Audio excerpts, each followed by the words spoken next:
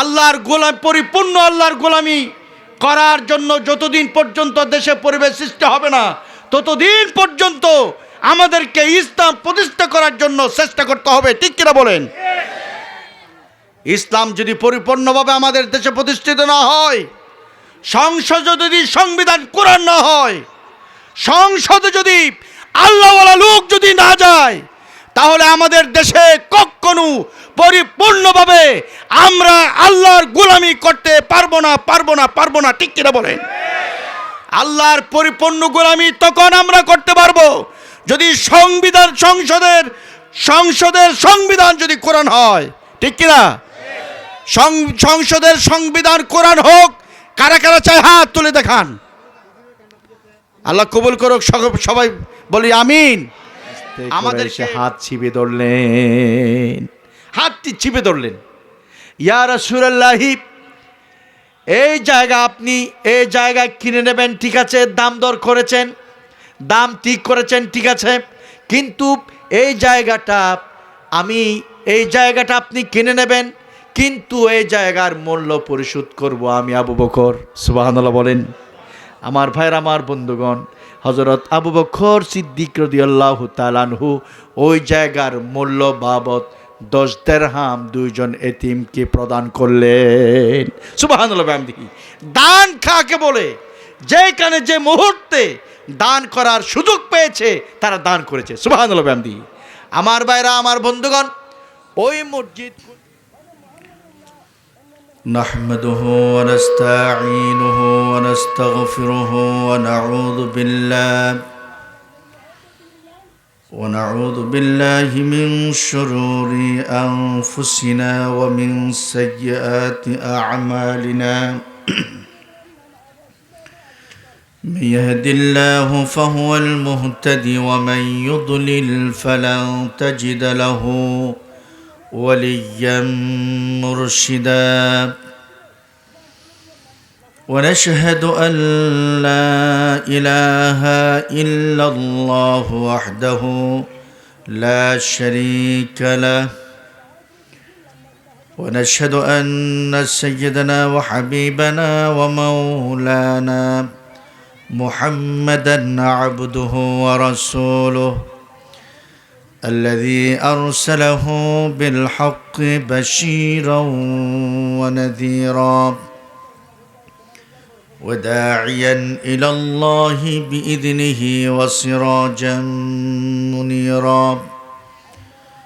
فقد قال الله تعالى في كلامه المجيد والفرقانه الحميد: أعوذ بالله من الشيطان الرجيم. بسم الله الرحمن الرحيم. إن الله وملائكته يصلون على النبي يا أيها الذين آمنوا صلوا عليه وسلموا تسليما. اللهم صل على سيدنا مولانا محمد وعلى آل سيدنا مولانا محمد. প্রাণ খুলে মোহাব্বত নিয়ে পড়েন আল্লাহুম্মা সাল্লি আলা سيدنا مولانا محمد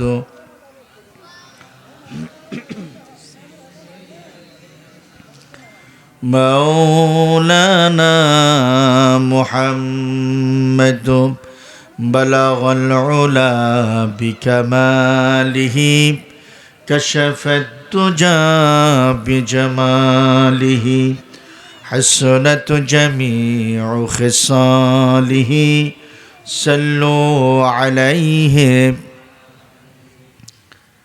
أعوذ بالله من الشيطان الرجيم بسم الله الرحمن الرحيم ألف لام ميم ذلك الكتاب لا ريب فيه هدى للمتقين الذين يؤمنون بالغيب ويقيمون الصلاة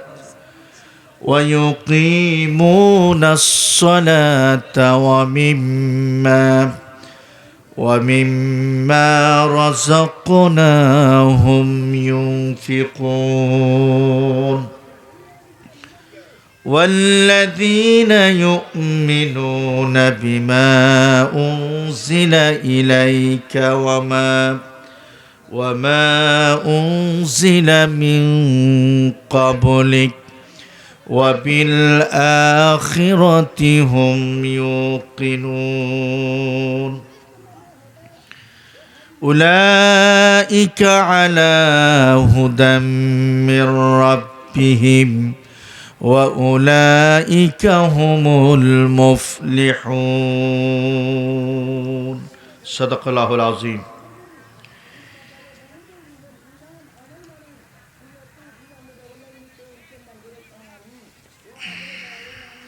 দক্ষিণ মিঠাছড়ি ইউনিয়নের অন্তর্গত 9 নম্বর ওয়ার্ডের খাইম্যারগোনা পাহাড়তলি ইসলামী যুব সমাজ কল্যাণ পরিষদের উদ্যোগে 16তম সিরাতুন নবী সাল্লাল্লাহু আলাইহি ওয়াসাল্লাম মাহফিলের সম্মানিত সভাপতি হযরত উলামায়ে কেরাম, মুরব্বিয়ানে আজম, সমবয়সী বন্ধুগণ, পর্দানুশী মা ও বোনেরা, আসসালামু আলাইকুম ওয়া রাহমাতুল্লাহি ওয়া বারাকাতুহু। সর্বপ্রথম শুকরিয়া আদায় করছি মহান আল্লাহ পাক সুবহানাহু ওয়া তাআলার দরবারে, যিনি আমাদেরকে এই কনকনে শীতের মধ্যে সিরাতুন নবী সাল্লাল্লাহু আলাইহি ওয়াসাল্লাম মাহফিলে উপস্থিত হওয়ার সুযোগ দান করেছেন, তৌফিক এনায়েত করেছেন। সে আল্লাহর দরবারে প্রাণ খুলে মহাব্বতের সাথে আমরা শুকরিয়া আদায় করি, বলি আলহামদুলিল্লাহ। আর একটু আওয়াজ দিয়ে বলি আলহামদুলিল্লাহ। আমি আপনাদের সামনে মহাগ্রন্থ আল কোরআনের 114টি সূরার মধ্যে সবচাইতে বড় সূরা, সূরাটির নাম হচ্ছে সূরাতুল বাকারা। এই সূরার প্রথমে আমি আপনাদের সামনে 5টি আয়াত তেলাওয়াত করেছি। এই তেলাওয়াতের ভিতরে আল্লাহ তাআলা আমাদের জন্য যে মেসেজ দিয়েছেন, এই তেলাওয়াতের ভিতরে আল্লাহ তাআলা আমাদের জন্য 5টি কাজ দিয়েছেন। কয়টা কাজ? 5টি কাজ। ঠিক না? 5টি কাজ দিয়েছেন। এই কাজগুলো যদি আমরা যথাযথভাবে পালন করতে পারি, তাহলে আমরা সকলেই আল্লাহওয়ালা লোক হতে পারবো। বলে আলহামদুলিল্লাহ। আমরা আল্লাহওয়ালা লোক হতে চাই কি চাই না? কারা কারা চাই? হাত নামান। আল্লাহ তুমি আমাদের সকলকে আল্লাহওয়ালা লোক হওয়ার জন্য তৌফিক দান করুন। সবাই বলেন আমিন। কয়টি কাজ? 5টি কাজ।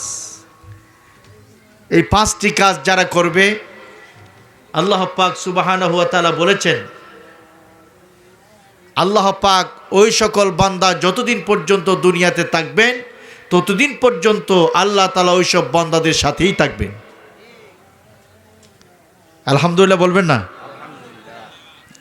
এই 5টি কাজের মধ্যে প্রথমে আল্লাহ তাআলা 5টি কাজ বর্ণনা করার শুরুতে আল্লাহ তাআলা কোরআনের পরিচয় দিয়েছেন। কোন কিতাবের পরিচয়? কোরআনের পরিচয়। আমাদের সকলের বাড়িতে কোরআন আছে কি নাই? কার কার বাড়িতে আছে? হাত নামান দেখি। আজকে সকালে কে কে কোরআন তেলাওয়াত করেছেন? হাত তুলেন তো। আজকে সকালে ফজরের নামাজের পরে কে কে কোরআন তেলাওয়াত করেছেন? হাত তুলেন।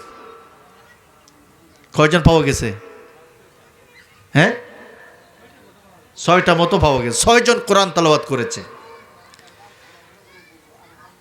তো বাকিরা কোরআন তেলাওয়াত করে নাই। আল্লাহ তাআলা তাদেরকে কোরআন তেলাওয়াত করার জন্য তৌফিক দান করুক। সকলে বলে আমিন। কোরআন এটা পড়তে হবে, কোরআন অনুযায়ী আমল করতে হবে, কোরআনের আইনকে ব্যক্তি জীবনে, সমাজে, রাষ্ট্রে প্রতিষ্ঠিত করতে হবে, ঠিক কিনা? এই জন্য আল্লাহ তাআলা কোরআনকে নাজিল করেছেন। কোরআনকে শুধুমাত্র বাড়ির আঙ্গিনায় তাকের মধ্যে রাখার জন্য নাজিল করা হয় নাই।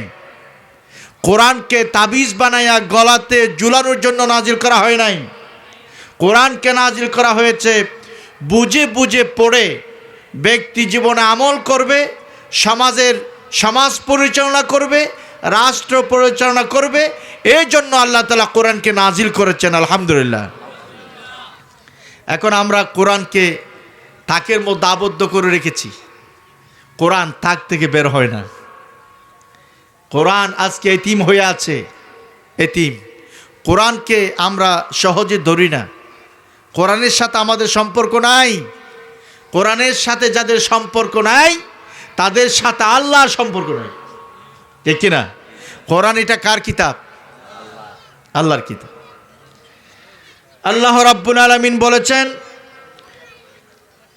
যালিকাল কিতাবু লা রাইবা ফীহি হুদাল লিল মুত্তাকিন। যালিকাল কিতাব, this is the book, লা রাইবা ফীহি, there is no doubt about it, হুদাল লিল মুত্তাকিন, a guidance for those conscious of Allah। এটা এমন এক কালাম, এমন একটি কিতাব যে কিতাবের ভিতরে কোনো ধরনের ভুল নাই, ঠিক কিনা বলেন?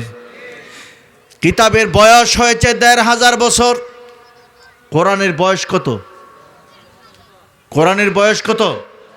১৫০০ বছর। ১৫০০ বছরের ভিতরে এই পৃথিবীতে এমন কোনো মায়ের সন্তান জন্মগ্রহণ করে নাই যে বলতে পেরেছে এই কোরআনের ভিতরে ভুল আছে। কেউ বলতে পেরেছে? বলতে পারে নাই।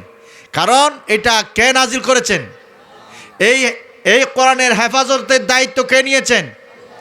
কিয়ামত পর্যন্ত যদি কোনো লোক এই কোরআনের ভিতরে ভুল ধরতে চাইবে, আল্লাহ রাব্বুল আলামিন বলেছেন, চ্যালেঞ্জ ঘোষণা করেছেন মক্কার জমিনে তারা ভুল ধরতে পারে নাই।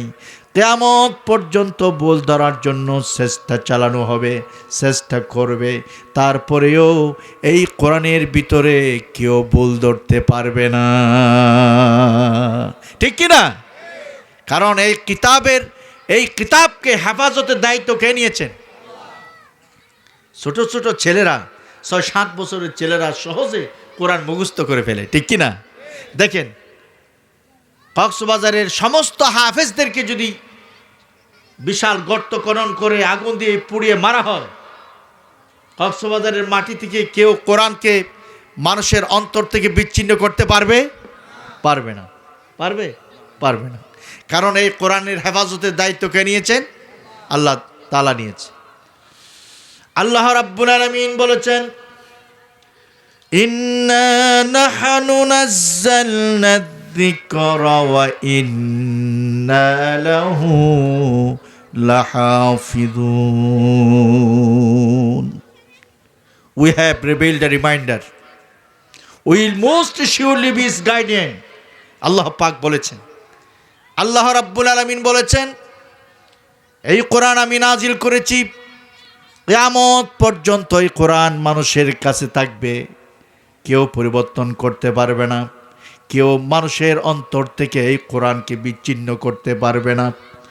যতদিন পর্যন্ত কিয়ামত হবে না ততদিন পর্যন্ত অক্ষত অবস্থায়, অপরিবর্তনীয় অবস্থায় এই কোরআন মানুষের অন্তরেই থাকবে। ঠিক কিনা? এই কোরআন মানুষের অন্তরে থাকে। কোথায় থাকে? অন্তরে থাকে। কিয়ামত পর্যন্ত এই কোরআনকে কেউ যদি মানুষের অন্তর থেকে বিচ্ছিন্ন করতে চায়, পারবে? পারবে না। কারণ আল্লাহ রাব্বুল আলামিন বলেছেন, ওয়ালাকাদ ইয়াসসারনাল কুরআনা লিযিকরি ফাহাল মিন মুদ্দাকির। আল্লাহ রাব্বুল আলামিন বলেছেন, আমি এই কোরআন নাজিল করেছি, এই কোরআনকে আমি ইজি টু আন্ডারস্ট্যান্ড, একেবারে সহজ করে দিয়েছি। যে কেউ এই কোরআনের কাছে যদি আসে আর যদি কোরআন তেলাওয়াত করে এই কোরআন মুখস্থ করতে চায়, সহজে মুখস্থ হয়, সহজে তেলাওয়াত করতে পারে। পৃথিবীতে এমন কোনো কিতাব নাই যে কিতাব শুরু থেকে শেষ পর্যন্ত কেউ মুখস্থ করতে পেরেছে। ঠিক কি না? শুধুমাত্র কোরআনকে ছোট ছোট ছেলেরা মুখস্থ করতে পেরেছে। আসমানি কিতাবের ভিতরে বাকি কোনো কিতাব কেউ মুখস্থ করতে পারে নাই। সুবহানাল্লাহ বিহামদি। আল্লাহর পক্ষ থেকে 104খানা কিতাব নাজিল করা হয়েছে। বড় বড় আরও যে তাওরাত, জবুর, ইনজিল, আরও 3টি বড় বড় কিতাব আছে। তাওরাতের কোনো হাফেজ নাই, ইনজিলের কোনো হাফেজ নাই, জবুরের কোনো হাফেজ নাই। এবং এইসব কিতাবের হেফাজতের দায়িত্ব আল্লাহ নিজেই গ্রহণ করে নেয়। এই জন্য আজকে জবুর, ইনজিল, তাওরাত এগুলো পরিবর্তিত হয়েছে, মানুষ এখানে হাত লাগিয়েছে। আজকে আল্লাহর পক্ষ থেকে নাজিলকৃত সে তাওরাত নাই, মানুষ এইখানে পরিবর্তন করেছে। ইনজিল আগের মতো ইনজিল নাই, মানুষ এইখানে পরিবর্তন করেছে। জবুর আগের মতো জবুর নাই, এইখানে মানুষ পরিবর্তন করেছে।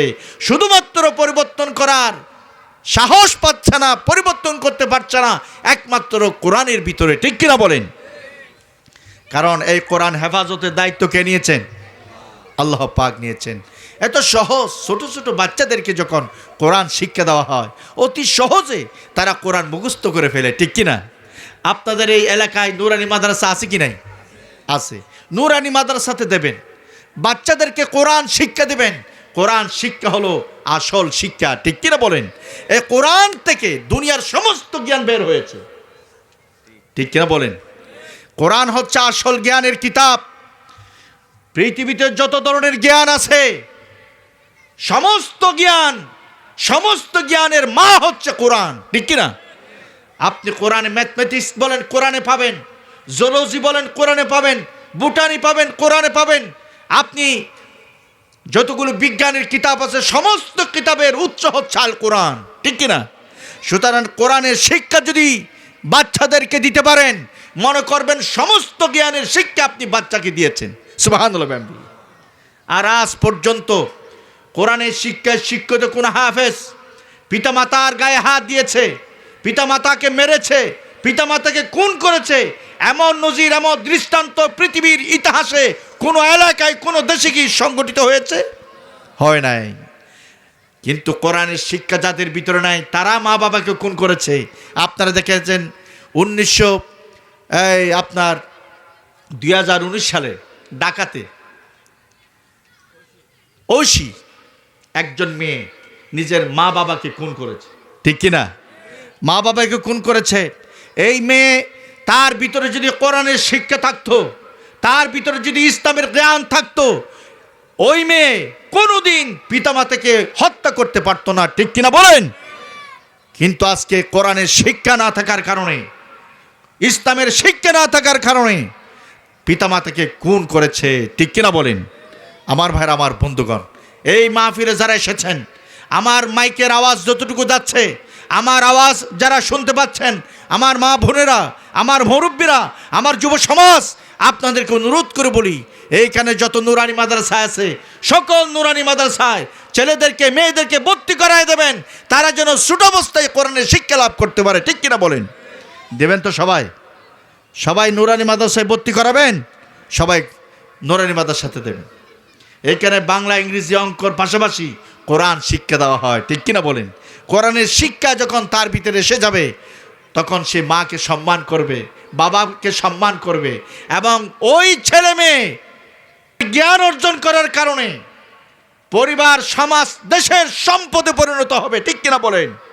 আর যদি কোরআনের জ্ঞান না থাকে, কোরআনের ইসলামের জ্ঞান না থাকে, ওই ছেলের হাতে মা বাবা লাঞ্ছিত হয়, ওই ছেলের হাতে সমাজের মানুষ লাঞ্ছিত হয়, ওই ছেলের হাতে দেশের ভাবমূর্তি নষ্ট হয়, এবং শেষ পর্যন্ত ওই ছেলে মেয়ের হাতে পিতামাতাকে খুন হতে হয়। ঠিক কিনা বলেন?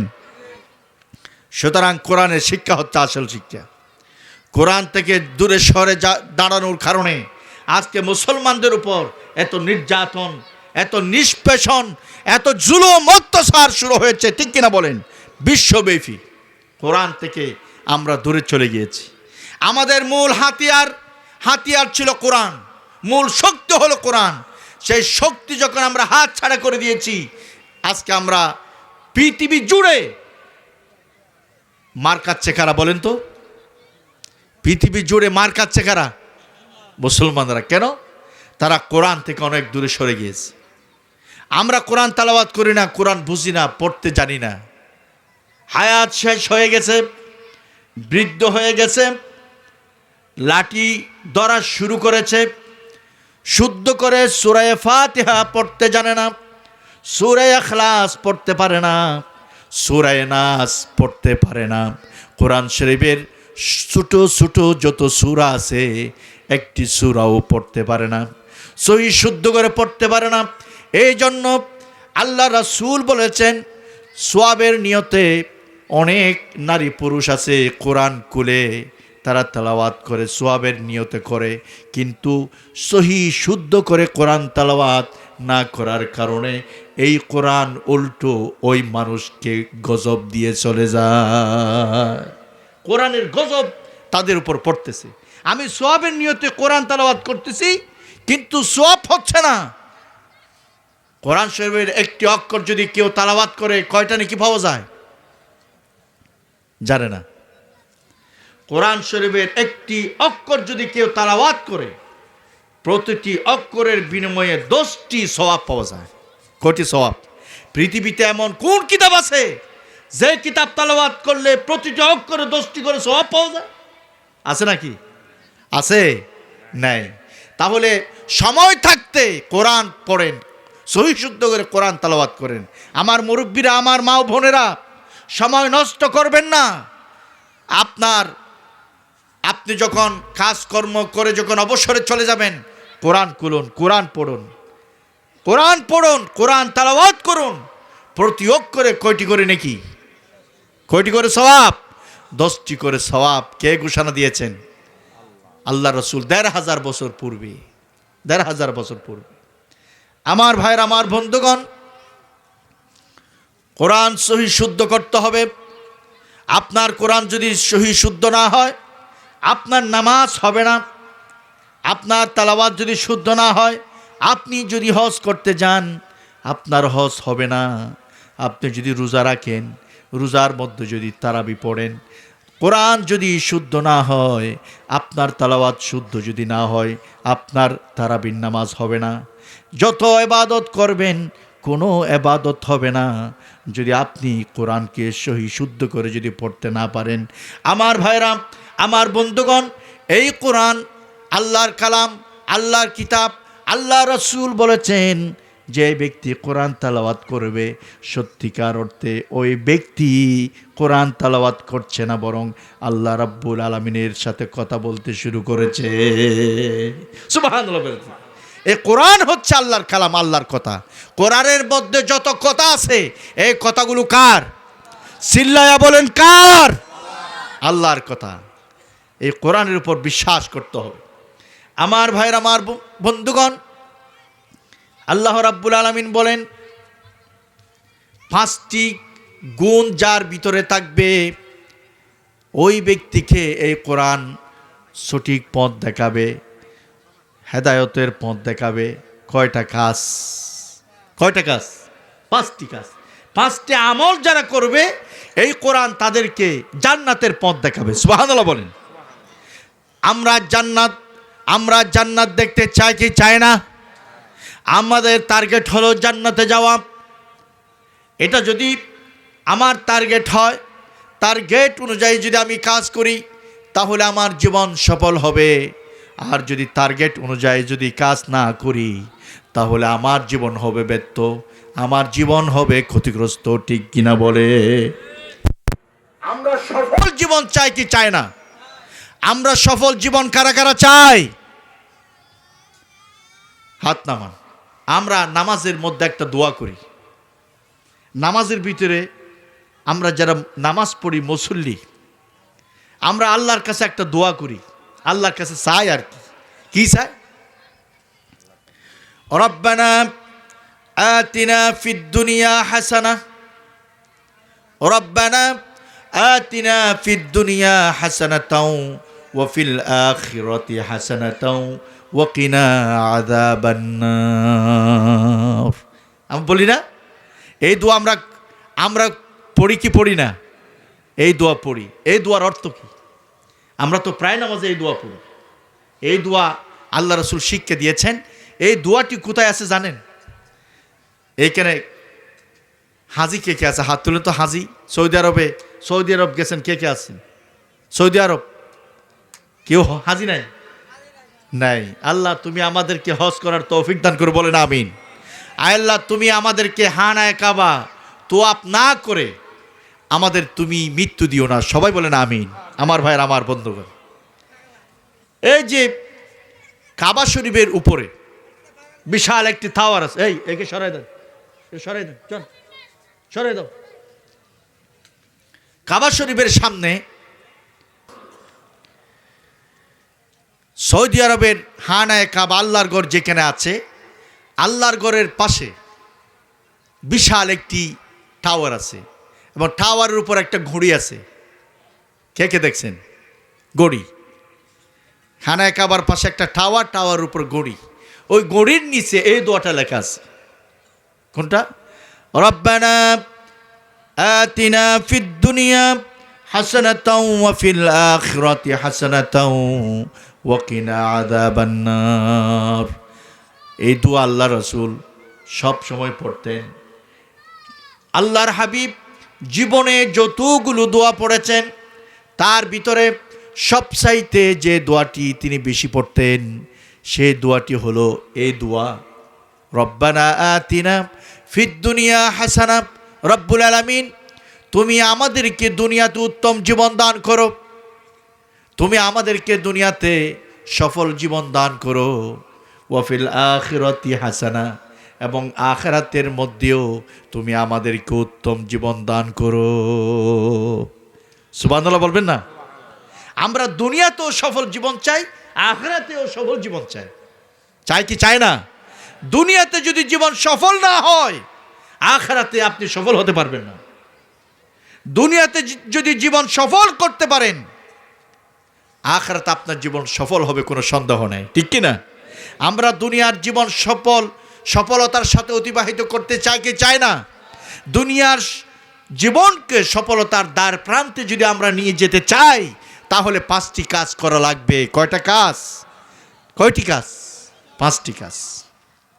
নাম্বার 1, আল্লাহ রাব্বুল আলামিন ইরশাদ করেছেন, আল্লাযীনা ইউমিনুনা বিল গায়বি ওয়া ইউকিমুনাস সালাত। নাম্বার 1 হলো গায়েবের প্রতি অদৃশ্য বিশ্বাস করতে হবে, গায়েবের প্রতি ঈমান আনতে হবে। ঈমান, আল্লাহ রাব্বুল আলামিনকে আমরা কোনোদিন দেখি নাই, না দেখে ঈমান এনেছি। আল্লাহ রাসূলকে আমরা কোনোদিন দেখি নাই, না দেখে ঈমান এনেছি। কবরের আযাব কোনোদিন দেখি নাই, না দেখে ঈমান এনেছি। জান্নাত কোনোদিন দেখি নাই, জাহান্নাম কোনো দিন দেখি নাই, না দেখে ঈমান এনেছি, বিশ্বাস করেছি, ঠিক কিনা বলেন? না দেখে আমরা ঈমান এনেছি। আমার ভাইরা, আমার বন্ধুগণ, না দেখে আমরা ঈমান এনেছি ফেরেশতাদের উপরে। আমানতু বিল্লাহি ওয়া মালাইকাতিহি ওয়া কুতুবিহি ওয়া রুসুলিহি ওয়াল ইয়াউমিল আখিরি ওয়াল কদরি খাইরিহি ওয়া শাররিহি মিনাল্লাহি তাআলা। ভালো মন্দ কার পক্ষ থেকে আসে? এ ভালো আর মন্দ আল্লাহর পক্ষ থেকে আসে। আমরা ঈমান এনেছি। যেগুলো চোখে দেখা যায় না, আনসিন, যেগুলো চোখে দেখা যায় না, ওই সকল বিষয়ের উপরে আমরা ঈমান এনেছি, ঠিক কিনা? ঈমান এনেছি। আমার ভাইরা, আমার বন্ধুগণ, এটা হলো নাম্বার 1। এই ঈমান আমাদের ভিতরে আছে কি নাই? আছে কি নাই? কেউ যদি বলে আমি আল্লাহকে বিশ্বাস করি কিন্তু কবরের আযাবকে আমি মানি না, ঈমান থাকবে? যদি কেউ বলে আমি আল্লাহর উপর ঈমান এনেছি, আল্লাহর হাবিবের উপর ঈমান এনেছি, কিন্তু আমি ফেরেশতাদেরকে মানি না, ফেরেশতা যে আল্লাহ সৃষ্টি করেছেন কোনো দিন দেখি নাই, আমি মানি না, বিশ্বাসও করি না, এই কথা যদি কেউ বলে তাহলে তার ভিতরে কি ঈমান থাকবে? থাকবে? থাকবে না। তাহলে ঈমান বিল গায়ব, অদৃশ্য বিষয়ের প্রতি বিশ্বাস স্থাপন করতে হবে। এটা হচ্ছে নাম্বার 1।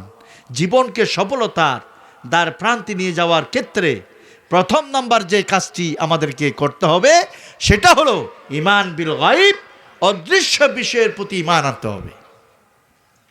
নাম্বার 2, আল্লাযীনা ইউমিনুনা বিল গায়বি ওয়া ইউকিমুনাস সালাত। নামাজ প্রতিষ্ঠা করতে হবে। নামাজ আমাদেরকে কায়েম করতে হবে। আপনারা বলেন, নামাজ পড়া সহজ নাকি কায়েম করা সহজ? হ্যাঁ, নামাজ পড়া কঠিন নাকি কায়েম করা কঠিন? হ্যাঁ, কায়েম করা কঠিন। নামাজ নিজে পড়া, আরেকজনকে দাওয়াত দিয়ে নামাজ পড়ানো, কোনটা সহজ? নিজে পড়া সহজ, কিন্তু আরেকজনকে দাওয়াত দিয়ে নামাজ পড়ানো এটা কঠিন। কিন্তু আল্লাহ তাআলা বলেছেন তোমাদেরকে নামাজ তো তোমরা পড়বেই, কিন্তু কায়েম করতে হবে। এই কাজটা আমরা কেউ করি না। আমরা কি করি? নামাজ আমরা নিজেরা পড়ি, আমরা কায়েম করি না। আল্লাহ তাআলা বলেছেন কায়েম করতে হবে, প্রতিষ্ঠা করতে হবে। আমার ভাইরা, আমার বন্ধুগণ, কোরআন শরীফের ভিতরে আমাদের জন্য যতগুলো হুকুম আল্লাহ তাআলা দিয়েছেন, ওই সকল হুকুমের ভিতরে এমন একটি হুকুম আছে, যেই হুকুমটি হলো নামাজ। নামাজের কথা কোরআন শরীফের ভিতরে এক জায়গায়, দুই জায়গায় নয়, 82টি জায়গায় আল্লাহ রাব্বুল আলামিন নামাজ প্রতিষ্ঠার কথা বলেছেন। কয়বার? কয়টি জায়গায় বলেছেন? 82টি জায়গায় আল্লাহ তাআলা নামাজ প্রতিষ্ঠার কথা বলেছে, কিন্তু সেই নামাজ আমরা পড়ি না। এখন যদি আমি বলি আজকে মাগরিবের নামাজ কারা কারা পড়েছেন হাত তুলেন, তাহলে হয়তো এইখানে 5% হবে হয়তো মাগরিবের নামাজ পড়েছে, বাকিরা পড়ে নেয়। আপনার জীবন চলে যাচ্ছে। যে নামাজগুলো আপনি পড়তেছেন না, এই নামাজ কখন পড়বেন? সময় কি আবার ফিরে আসবে? সময় কি এই নামাজ পড়ার জন্য আবার ফিরে আসবে? আসবে না। সময় তো চলে যাচ্ছে। এই হায়াত কি আবার ফিরিয়ে পাবো? এই যৌবনকাল কি আবার ফিরে আসবে? আসবে না। আমার ভাইরা, আমার বন্ধুগণ, ইসলামের 5টি খুঁটি, এই 5টি খুঁটির ভিতরে প্রথম নাম্বার খুঁটির নাম হলো ঈমান, দ্বিতীয় নাম্বার খুঁটির নাম হলো নামাজ। ঈমানের পরে নামাজের কথা বলা হয়েছে। ঈমানের পরে কোন ইবাদতের কথা বলা হয়েছে? নামাজের কথা বলা হয়েছে। আমার ভাইয়ের, আমার বন্ধুগণ,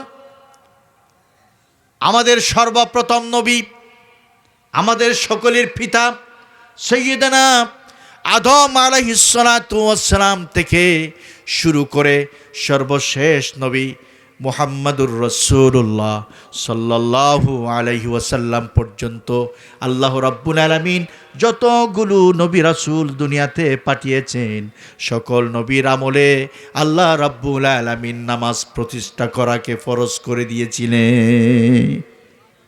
এটা আমাদের জন্য নতুন কোনো ইবাদত নয়। যুগে যুগে যতগুলো নবী এসেছে, সকল নবীর আমলে নবীদের উম্মতের উপরে বিভিন্নভাবে এই নামাজকে ফরজ করে দিয়েছিলেন। সুবহানাল্লাহ বলবেন না? এটা তো আমাদের জন্য শুধু ফরজ করা হয় নাই। আপনারা কি একটু চিন্তা করেছেন? শুধু একটা ঘটনা বলি। আপনারা সকলে শুনেছেন হযরত মূসা আলাইহিস সালাতু ওয়াস সালামের কথা। মূসা আলাইহিস সালাম তিনি ফেরাউনের নির্যাতনের কারণে নিজের এলাকা ছেড়ে তিনি পালিয়ে মাদায়ান শহরে চলে গিয়েছিলেন, অনেক দূরে। সেইখানে তিনি ৮ বছর শোয়েব আলাইহিস সালামের বাড়িতে কাজ করেছেন। তিনিও নবী ছিলেন। কি করেছেন? কাজ করেছেন। কাজ করার পর শোয়েব আলাইহিস সালামের একজন মেয়ের সাথে মূসা আলাইহিস সালামের সাথে বিবাহ বন্ধনে আবদ্ধ হলো। বিবাহ হওয়ার পর তাদের ছেলে মেয়ে হয়েছে। এরপর তারা মাদায়ন থেকে মিশরে চলে যাচ্ছে। যেতে যেতে তারা গুড় অন্ধকারে পড়ে গেলেন। অন্ধকার, রাস্তা দেখা যায় না। অনেক দূরে মিট মিট করে আলো জ্বলছে, অনেক দূরে আলো দেখা যাচ্ছে। মূসা আলাইহিস সালাম তার স্ত্রীকে বললেন, ওগো আমার স্ত্রী, তুমি এই রাস্তার পাশে বসো। ওই যে আলো দেখা যাচ্ছে, মিট মিট করা যে আলো জ্বলতেছে, আমাকে একটু সময় দাও, আমি তোমাদের জন্য আলো নিয়ে আসি।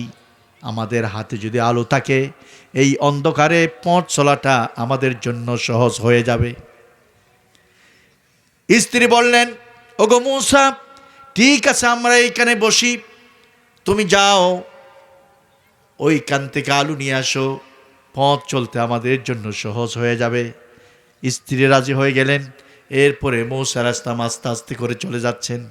যেতে যেতে যেইখানে আলু জ্বলতেছে ওই জায়গায় তিনি চলে গেলেন। যাওয়ার পরে হঠাৎ করে আলুর কাছ থেকে আওয়াজ বের হয়ে আসলো। তিনি গেলেন আলুর জন্য। এখন শুনতেছেন আওয়াজ। তিনি যখন আলুর কাছে যাচ্ছেন, আলুর ভিতর থেকে একটা আওয়াজ বের হয়ে গেল। সে আওয়াজটি কোরআন শরীফের ভিতরে এসেছে। সে আওয়াজটি হলো, ইন্নানি আনাল্লাহ লা ইলাহা ইল্লা আনা ফা'বুদুনি ওয়া আকিমিস সালাতা লিযিকরি। হে মূসা, আলু মনে করে অনেক দূর থেকে তুমি এসেছো আলুর জন্য। আসলে এটা আলু নয়, আমি হলাম তোমার সেই রব, যে রবের কারণে, যে রবের দিন প্রতিষ্ঠার কারণে মিশর থেকে পালায়া তুমি মাদায়নে চলে গিয়েছো। আজকে মাদায়ন থেকে তুমি মিশরে চলে যাচ্ছ। ওগো মূসা, তুমি মিশরে যখন যাবে, সর্বপ্রথম তুমি আমার গোলামি করবে, আমার দাসত্ব করবে। আমি তোমার রব, আমার দাসত্ব করবে। আমার দাসত্ব করতে গিয়ে, আমার গোলামি করতে গিয়ে সর্বপ্রথম যে কাজটি তুমি করবে, যে কাজটি তোমাকে করতে হবে, সেটা হলো ইন্নানি আনাল্লাহ লা ইলাহা ইল্লা আনা ফা'বুদুনি ওয়া আকিমিস সালাতা লিযিকরি। সর্বপ্রথম মিশরে গিয়ে আমার গোলামি করবে, আর আমার গোলামি শুরু করবে নামাজ কায়েমের মাধ্যমে। সুবহানাল্লাহ বিহামদি। কি কায়েম করবে? নামাজ। নামাজ। আমার ভাইয়ের, আমার বন্ধুগণ, নামাজ কেন পড়ব? নামাজ কেন আমরা কায়েম করব? নামাজ কেন কায়েম করব? নামাজ কেন পড়ব? আল্লাহ রাব্বুল আলামিন এই কোরআন শরীফের ভিতর বলেছেন, আকিমিস সালাতা লিযিকরি, আমাকে স্মরণ করার জন্য তোমরা নামাজ কায়েম করবে। সুবহানাল্লাহ বিহামদিহি। নামাজের ভিতরে সব চাইতে কাকে বেশি স্মরণ করা হয়? এত আসতে বলেছেন।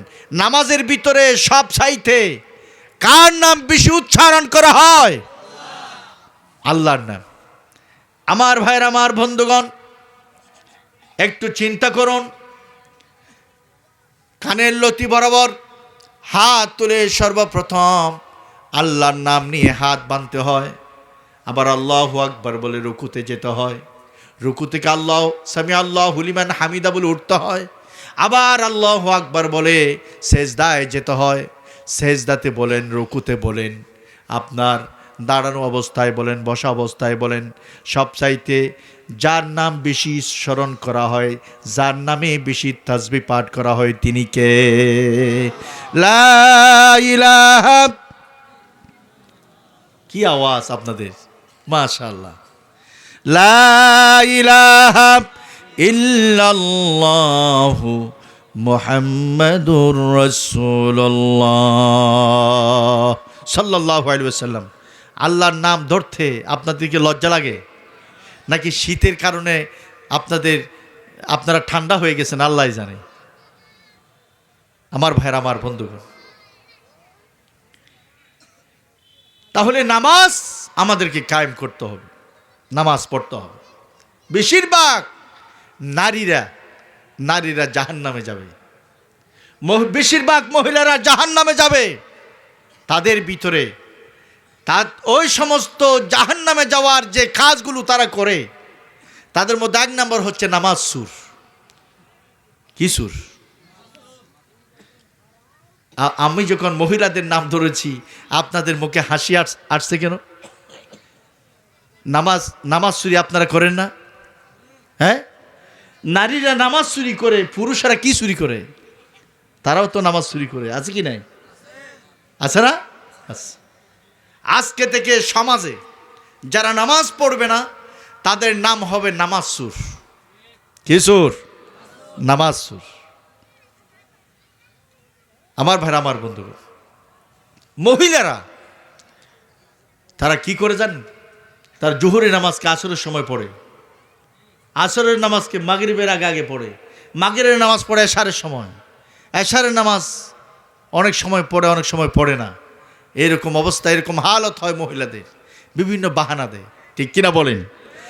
আর মহিলারা তো বাহানা দেয়, পুরুষরা কি করে জানেন? একদিকে আজান দেয়, আরেকদিকে অন্যদিকে চলে যায়, আছে কিনা? মসজিদকে পাশ কাটিয়ে অন্যদিকে চলে যায়, আছে না?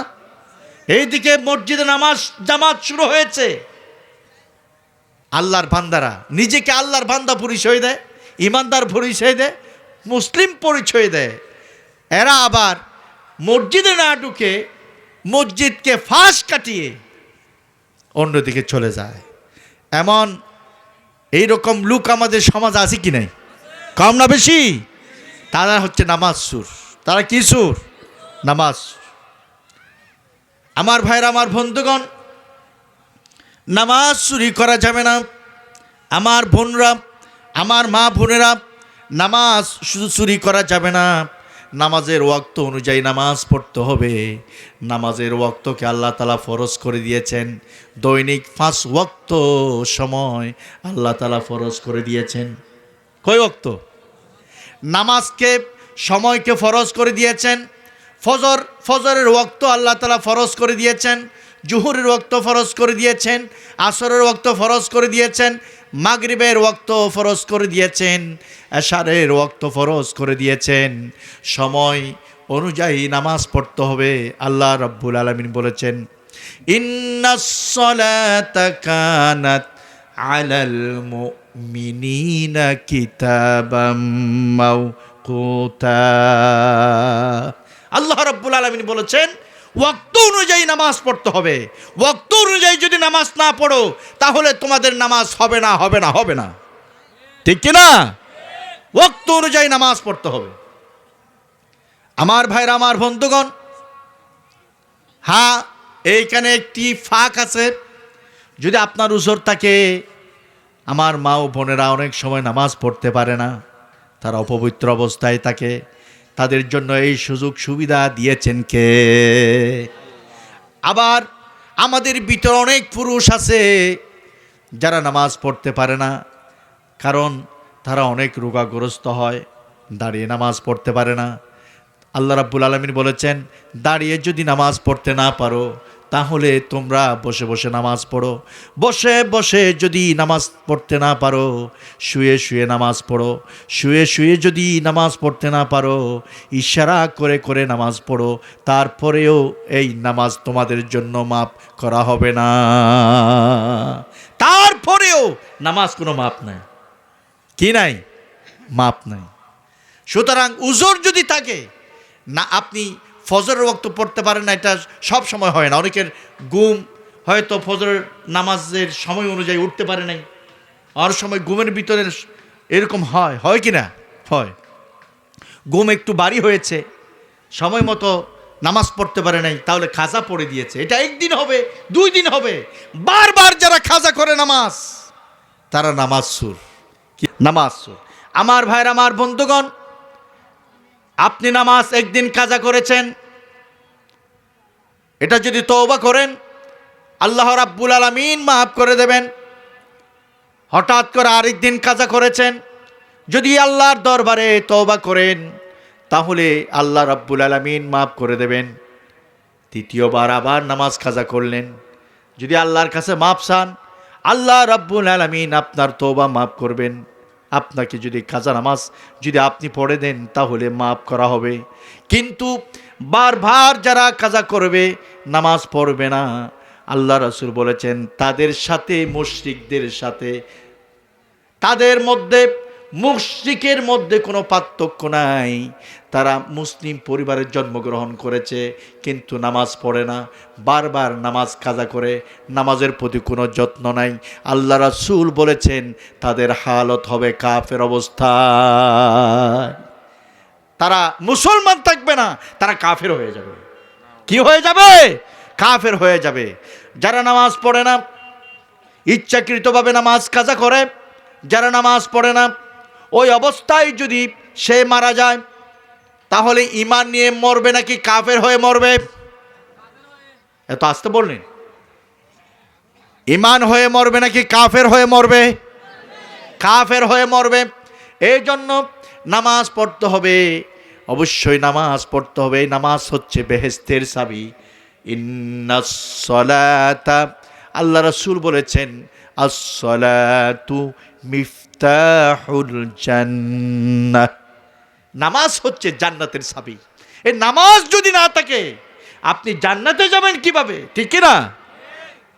হাশরের ময়দানে, হাশরের ময়দানে সর্বপ্রথম আল্লাহ রাব্বুল আলামিন হিসাব নিকাশ শুরু করবেন, হিসাব করবেন। মানুষের আমলনামা দান করা হবে। যারা নেককার তাদের আমলনামা দেওয়া হবে ডান হাতে, আর যারা বদকার তাদের আমলনামা দেওয়া হবে বাম হাতে। বাম হাতে আমলনামা নেবেন কারা কারা? হাত তুলেন। ওই যে হাত তুলছে। আমরা আল্লাহর পক্ষ থেকে আমলনামা ডান হাতে নিতে চাই নাকি বাম হাতে নিতে চাই? ডান হাতে। ডান হাতে যাদেরকে আমলনামা দেওয়া হবে তারা হবে জান্নাতি। সুবহানাল্লাহ বলেন। আর যাদেরকে বাম হাতে দেওয়া হবে সে কি আল্লাহকে বলতে পারবে না আমি বাম হাতে নেব না? পারবে? সেদিন কোনো অজুহাত চলবে? কোনো নেতা কেতার ফোন চলবে? চলবে না। লা ইয়াতাকাল্লামুনা ইল্লা মান আযিনা লাহুর রাহমানু ওয়া ক্বালা সাওয়াবা। সেদিন কারো কথা চলবে না, কোনো নবী কথা বলতে পারবে না, কোনো নবী, কোনো সাহাবী কথা বলতে পারবে না, কোনো ফির আউলিয়া কোনো ফির দরবেশ ফকির, কোনো আলেম, কোনো হাজি, কোনো গাজী কেউ কথা বলতে পারবে না। পারমিশন যখন দেওয়া হবে, যদি অনুমতি দেওয়া হয় তাহলে কথা বলতে পারবে, আর যদি অনুমতি দেওয়া না হয়, আল্লাহর অনুমতি ছাড়া, হুকুম ছাড়া কেউ কথা বলতে পারবে না। ঠিক কি না? আল্লাহ যাকে পারমিশন দেবেন, he will talk about you, সে আপনার সম্পর্কে কথা বলতে পারবে, না হয় হামুস, তার সে কথা বলতে পারবে না। আমার ভাইরা, আমার বন্ধুগণ, বাম হাতে যখন আমলনামা দেওয়া হবে, লোকটির চেহারা কালো হয়ে যাবে, হায়রে আফসোস। সে নিজে নিজে বুঝে ফেলে পারবে, নিজে নিজে বুঝতে পারবে যে আমার অবস্থা খুব খারাপ, জানি না আজকে হয়তো আমাকে জাহান্নামে নিক্ষেপ করা হবে, আল্লাহ রাব্বুল আলামিনের সাথে মার্কেটিং করা হবে। রাব্বুল আলামিন, আমি তো নামাজ পড়েছি, আমার আমলনামায় কোনো নামাজ উঠে নাই কেন? আমি তো দান সৎকা করেছি, আমলনামাতে কোনো দান সৎকার কথা লেখা নাই কেন? আমি তো মানুষকে সালাম দিয়েছি, এইখানে কোনো সালামের কোনো কথা উঠে নাই কেন? আমি তো অনেক ভালো ভালো কাজ করেছি, এই আমলনামাতে কোনো ভালো কাজ দেখা যাচ্ছে না কেন? আল্লাহর সাথে কথা বলতে শুরু করবে। আল্লাহ রাব্বুল আলামিন বলবেন, ইকরা কিতাবাকা বিনাফসিকাল ইয়াউমা আলাইকা হাসিবা। আল্লাহ রাব্বুল আলামিন বলবেন, বান্দারে, এই আমল তুমি করেছো, দুনিয়াতে তোমাকে পাঠিয়েছিলাম কিছুদিনের জন্য, আর আমি দুনিয়াতে পাঠিয়ে তোমাকে দায়িত্ব দিয়েছিলাম। দায়িত্ব কি জানো? তোমরা একমাত্র আমার গোলামি করবে, মানুষের গোলামি করবে না। আমার ইবাদত করবে, মানুষের ইবাদত করবে না। আমার হুকুম মেনে চলবে, মানুষের হুকুম মেনে চলবে না। আমার দিন প্রতিষ্ঠা করবে, মানুষের বানানো দিন প্রতিষ্ঠা করবে না। আমার কথা মতো চলবে, মানুষের কথা মতো চলবে না। আমি নির্দেশনা বলে দিয়ে কোরআন পাঠিয়েছিলাম, নবী পাঠিয়েছিলাম, তোমাদেরকে জান্নাতের কথা বলা হয়েছে, জাহান্নামের ভয় দেখানো হয়েছে।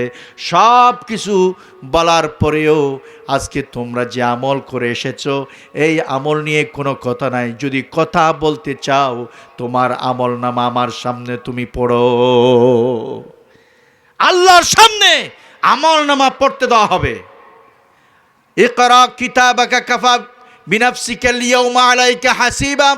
যখন আপনি আমলনামা হাতে পাবেন, যখন পড়তে শুরু করবেন, আপনি বলবেন, রব্বুল আলামিন, আমি তো নামাজ পড়েছি, আমার কপালে দাগ হয়েছে, দেখেন আমি নামাজ পড়তে পড়তে কপালে দাগ হয়ে গেছে, অনেক নামাজ পড়েছি। আল্লাহ রাব্বুল আলামিন বলবেন, যদি নামাজ পড়ে থাকো, দেখি আমি রবের সামনে একটি সেজদা দিয়ে দেখাও। সুবহানাল্লাহ ওয়া বিহামদিহি। আল্লাহ তাআলা বলবেন, তুমি তোমার জীবনে যদি নামাজ পড়ে থাকো, তুমি যদি নামাজি হয়ে থাকো, তুমি যদি মসজিদে গিয়ে থাকো, তুমি যদি প্রথম কাতারের মুসল্লি যদি হয়ে থাকো, তোমার কথায় সত্য মনে করলাম, দেখি একটি আমার সামনে সেজদা দিয়ে দেখাও। যখন সেই আল্লাহর সামনে সেজদা দেওয়ার জন্য যাবেন, তখন রুকুতে বেজে যাবেন, আর সেজদায় যেতে পারবেন না। রুকুতে বেজে যাবেন, সেজদা যেতে পারবেন না। আল্লাহর সামনে সেজদা দেওয়া তার জন্য কঠিন হয়ে যাবে। নাউজুবিল্লাহ মিন জালিক। আমার ভাইয়ের, আমার বন্ধুগণ, এরা কারা? এরা ওই সমস্ত আল্লাহর বান্দা যারা আজান শোনার পরে মসজিদ আসে নাই। আজান শোনার পরে তার ঈমান তাকে মসজিদ পর্যন্ত নিয়ে যেতে পারে নাই। আজান শোনার পরে তার ঈমান এই কনকনে শীতের ভিতরে ঘুমকে হারাম করে বিছানা থেকে তুলে মসজিদ পর্যন্ত নিয়ে যেতে পারে নাই। এমন দুর্বল ঈমান নিয়ে আমরা কি বাঁচতে চাই? ঠিক কি না? তোমার ভিতরে কেমন ঈমান আছে? আজান দেওয়া হয়েছে, কিন্তু তুমি এখনো ঘরের ভিতরে ঘুমিয়ে আছো। তোমার ভিতরে এটা কেমন ঈমান? এই ঈমান নিয়ে যদি তুমি জীবন যাপন করো, এই ঈমান নিয়ে তুমি মরতে পারবে না। ঠিক কিনা বলেন? তাহলে তুমি মরতে পারবে না। আমার ভাইরা, আমার বন্ধুগণ, ঈমানকে মজবুত করতে হবে। এই মসজিদ থেকে যে ডাক আসে, এই ডাক কার পক্ষ থেকে আসে? দু একজন বলেছে। এই সমাজের এখানে সভাপতিকে, এখন সভাপতিকে উনি সভাপতি, সমাজের উনি সভাপতি। মসজিদ থেকে যে আল্লাহু আকবর বলে ডাক দেওয়া হয়, এটা কি সভাপতির ডাক? কি বলেন? এটা কার পক্ষ থেকে? আল্লাহর পক্ষ থেকে ডাক দেওয়া হয়েছে। আর আপনি ইমানদার মনে করে আল্লাহর ডাকে সাড়া দিয়ে মসজিদে না গিয়ে ঘরে কিভাবে বসে থাকতে পারলেন? এটা কেমন ইমান? ঠিক কিনা? এইরকম ইমান নিয়ে আপনি তো ইমানের সাথে তো মৃত্যু হতে পারবে, আপনি মৃত্যুবরণ করতে পারবেন না। ঠিক কিনা? এটা কেমন ইমান? আপনার ভিতরে ইমান, পরিপূর্ণ ইমান তখনই আমরা ধরে নিতে পারি আপনার ভিতরে পরিপূর্ণ ইমান আছে। আমরা তখনই ধরে নিতে পারবো যদি মসজিদ আজান দেওয়া হয়েছে, আজানের ডাক শুনে যদি আপনি মসজিদে গিয়ে যদি নামাজ আদায় করতে পারেন, তাহলে মনে করতে পারবো আপনার ভিতরে পরিপূর্ণ ইমান আছে। ঠিক কিনা বলেন? না হয় আপনাদের ভিতরে পরিপূর্ণ ইমান নাই, ইমানদার দাবি করার কোনো যৌক্তিকতা নাই। ঠিক কিনা বলেন? আমার ভাইরা, আমার বন্ধুগণ, আল্লাহ রাব্বুল আলামিন মসজিদের মধ্যে ডাক দিলেন, আল্লাহু আকবার, আল্লাহু আকবার, আশহাদু আন্না মুহাম্মাদুর রাসূলুল্লাহ, হাইয়া আলাস সালাম, নামাজের দিকে আসো। আল্লাহ রাব্বুল আলামিন আমাদেরকে আজানের মাধ্যমে ডাক দিলেন, ওগো আমার বান্দারা, নামাজের দিকে আসো, আমার দরবারে হাজিরা দাও। কার দরবারে হাজিরা দিতে হবে? কার দরবারে? আল্লাহ রাব্বুল আলামিন ডাক দিলেন, হাজিরা ডাকা হচ্ছে, হাজিরা ডাকা হবে, মসজিদে হাজিরা ডাকা হবে। দুইজন নয়, একদল ফেরেশতা, রহমতের ফেরেশতারা মসজিদের মধ্যে দাঁড়িয়ে আছে হাজিরা ডাকার জন্য, নাম লিস্ট করার জন্য। এটা মুখের কথা না, আমি কি মুখের এটা বানানোর ইচ্ছা বলতেছি? এখানে আলেম ওলামারা আছে। প্রত্যেক দিন সকাল আর বিকাল, দিন আর রাত মিলে দুই দল ফেরেশতা আপ ডাউন করে, একদল আসে আরেক দল চলে যায়। আল্লাহর ঘরে একদল ফেরেশতা আসে, আরেক দল চলে যায়। তাদের কাজ কি? তাদের কাজ হলো আল্লাহর ডাকে যারা সাড়া দিয়েছে তাদের নাম লিস্ট করা। সুবহানাল্লাহ বলবেন না? তারা লিস্ট করে কে আগে মসজিদে ঢুকেছে তাদের নাম হবে 1 নম্বরে, এরপরে যে মসজিদে ঢুকেছে তার নাম হবে 2 নম্বরে, এরপরে যারা মসজিদে ঢুকেছে ক্রমিক নাম্বার অনুযায়ী 1, 2, 3 করে আস্তে আস্তে করে হাজিরা ডাকা হবে, নাম লিস্ট করা হবে। প্রত্যেক সোমবার আর বৃহস্পতিবার যখন আসবে, আল্লাহ রাব্বুল আলামিনের হাতে এই লিস্ট ফেরেশতারা প্রদান করবেন। সুবহানাল্লাহ। এই লিস্ট সোমবার আর বৃহস্পতিবার যখন আসবে, তখন এই হাজিরা ডাকার এই লিস্টটি ফেরেশতারা আল্লাহর দরবারে এটা পেশ করবেন। সুবহানাল্লাহ বিহামদিহি। ওই হাজিরা খাতায়, ফেরেশতাদের হাজিরা খাতায় যদি আপনার নাম না থাকে, আমার ভাইয়ের, আমার বন্ধুগণ, আল্লাহ রাব্বুল আলামিন ডাক দিয়েছেন, বান্দারে আমার দরবারে আসো, হাজিরা দাও। কিন্তু আমি হাজিরা দিলাম না, কিন্তু আমি এত বড় নাফরমান বান্দা, দিন রাত মিলে যতগুলো খাচ্ছে এগুলো কার নিয়ামত? কার নিয়ামত? দেখি আপনার শরীরের মধ্যে যদি 2 মিনিটের জন্য যদি নিঃশ্বাস বন্ধ থাকে, কয় মিনিট মানুষ বাঁচবে? হ্যাঁ, এই যে অক্সিজেন, আমরা যে অক্সিজেন গ্রহণ করছি, আবার আমরা যেগুলো বের করছি এগুলো হচ্ছে কার্বন ডাই অক্সাইড, এগুলো গাছ গ্রহণ করছে, গাছ এগুলো গ্রহণ করছে, গাছ থেকে আমরা অক্সিজেন পাচ্ছি, এগুলো আমরা গ্রহণ করছি। প্রতিটি সময়ে আমরা অক্সিজেন গ্রহণ করছি। এই যে নিঃশ্বাস নিচ্ছি, এটা কার দয়া? কার দয়া? আপনি কাজের মধ্যে ব্যস্ত, হঠাৎ করে যদি নিঃশ্বাস বন্ধ হয়ে যায়, আপনার মৃত্যু হবে না? হবে কি হবে না? যে মৃত্যুর কোনো নিশ্চয়তা নাই, এমন এক বান্দা, আল্লাহর ডাকে কেন আপনি সাড়া দিলেন না? আপনি যখন কাজ করতে গেলেন, যখন পাহাড়ে গেলেন, যখন বিলে কাজ করতে যাবেন, যখন গরু গরু ছাগল নিয়ে মাঠে ময়দানে যাবেন, হঠাৎ করে যখন মসজিদ থেকে আজান দেওয়া হবে, যখন বলা হবে হাইয়া আলাস সালাহ, নামাজের দিকে আসো, হাইয়া আলাল ফালাহ, কল্যাণের পথে আসো, এইভাবে যখন আল্লাহর পক্ষ থেকে যখন ডাক আসবে, আজান দেওয়া হবে, আজানের ডাক শুনবেন, তখন দুনিয়াতে যত কাজ আপনার থাকুক না কেন সমস্ত কাজ বন্ধ করে দিতে হবে এবং আল্লাহর ডাকে মসজিদে গিয়ে হাজিরা দিতে হবে। ঠিক কিনা বলেন? এটা হচ্ছে পরিপূর্ণ ইমানদারের কাজ। এইভাবে যদি কাজ না করেন আল্লাহওয়ালা লোক কি হতে পারবেন? আল্লাহওয়ালা লোক হওয়ার জন্য কয়টা কাজ করতে হবে? 5টি কাজ। এর মধ্যে 1 নাম্বার হল ঈমান বিল গায়ব, 2 নাম্বার হচ্ছে সালাত, নামাজ কায়েম করতে হবে। 3 নম্বরে আসেন আল্লাযীনা ইউকিমুনাস সালাতা ওয়া মিম্মা রাযাকনাহুম ইউনফিকুন। আমরা যা কিছু খাচ্ছি, যে রিজিক, এই রিজিকের প্রকৃত মালিক কে? আরো জোরে বলেন, আরো জোরে বলেন। লা ইলাহা ইল্লাল্লাহু মুহাম্মাদুর রাসূলুল্লাহ। আল্লাহ রাব্বুল আলামিন ইরশাদ করেছেন, বান্দারে তোমাকে জমিনে পাঠানোর পরে তুমি কি খাবে, কিভাবে চলবে, কি উপার্জন করবে, সমস্ত রিজিকের ভান্ডার আমি তোমার তকদিরে লিখে দিয়েছি।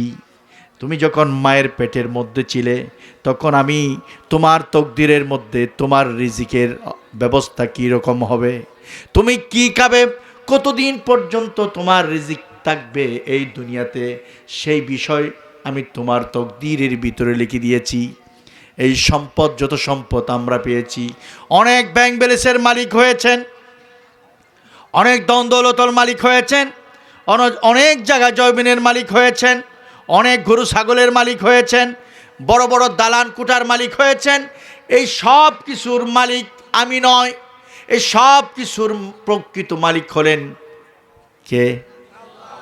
আমি হলাম বারাটি। আমি কি? যখন আমাকে যখন নোটিশ দেওয়া হবে, আমাকে যখন নোটিশ দেওয়া হবে, যখন সময় শেষ হয়ে যাবে, বারাটিয়াকে ঘরের মালিক নোটিশ দেয়, ঠিক কিনা? কি দে?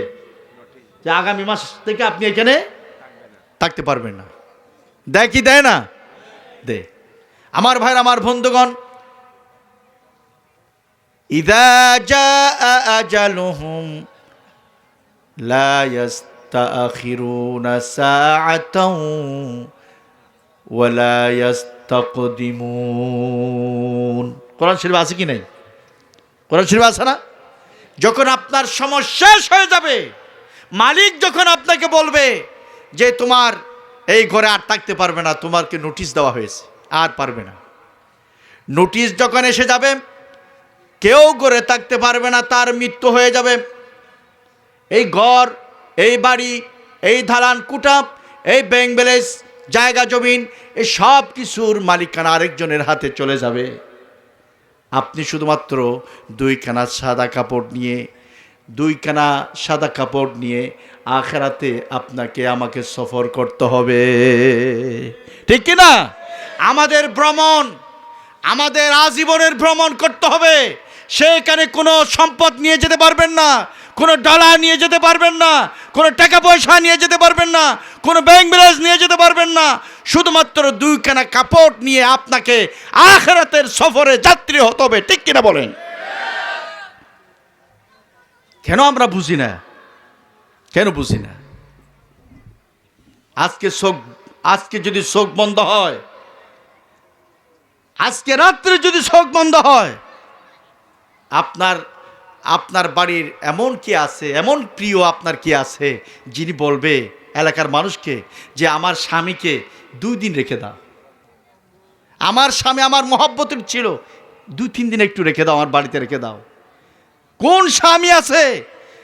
এই স্ত্রী ছিল আমার অনেক আদরের স্ত্রী, সুতরাং তোমরা দাফন কাফন করিও না, 2-1 দিন আমার বাড়িতে থাক। কেউ কি রাখবে? রাখবে? রাখবে না। এটা তাকে ওই আখিরাতে চলে যেতে হবে। এখন আপনি সিদ্ধান্ত গ্রহণ করবেন, আপনার জীবনে আপনি যে কাজগুলো করতেছেন এই কাজ নিয়ে আপনি কি জান্নাতের দিকে যাচ্ছেন নাকি জাহান্নামের দিকে যাচ্ছেন, ঠিক কিনা? সিদ্ধান্ত নিতে হবে।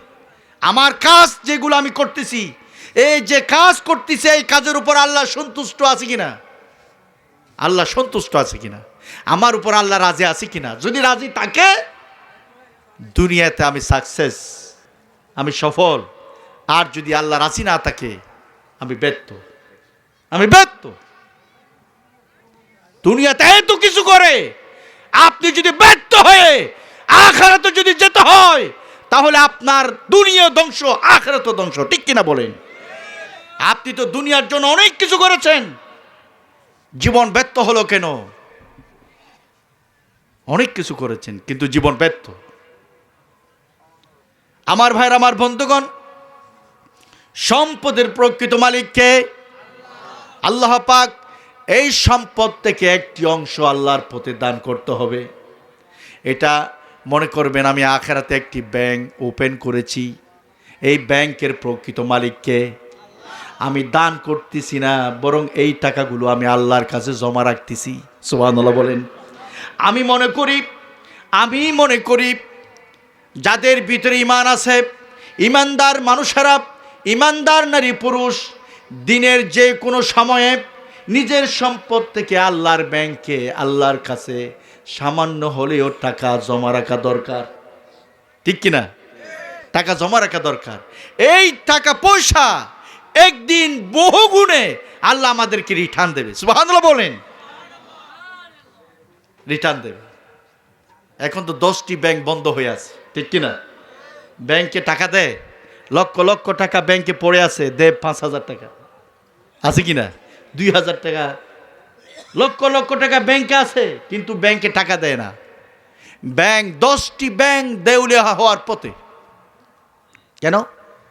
বিগত 17টি বছরে এই দেশ যারা শাসন করেছে তারা এই ব্যাংকগুলিকে সুচে কে আমাদের দেশ থেকে ফালিয়েছে, ঠিক কিনা?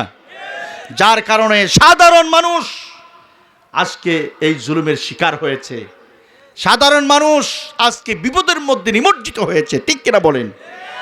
আমার ভাইরা, আমার বন্ধুগণ, এই সুরগুলো এখন কোথায়? আমার ভাইরা, আমার বন্ধুগণ, সম্পদের প্রকৃত মালিক হলেন আল্লাহ।